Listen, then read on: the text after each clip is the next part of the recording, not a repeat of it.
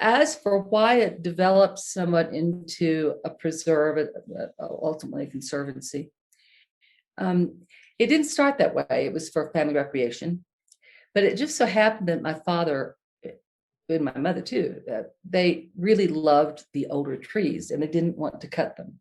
Prior to that, it had been a timber operation.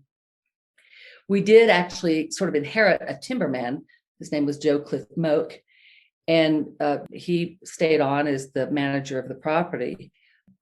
At that point, it was purchased along with Mitchell Energy and Development Company. As I said, it was going to be phase 2 of the Woodlands.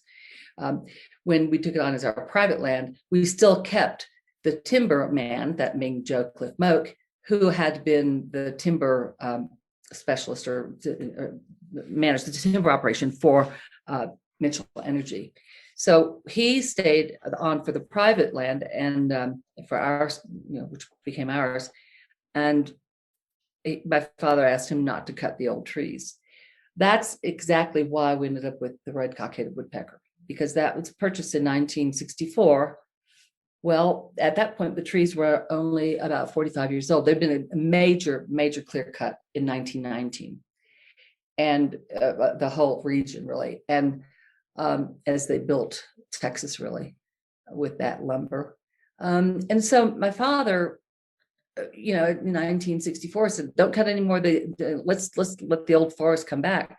And so the older trees were kept intact, and which meant by 1989, when we were notified that we had this high concentration of red-cockaded woodpecker, at this point they were 60 years old, or one thing math there. But at the point they were 60 years old is the reason when they tend to develop red heart.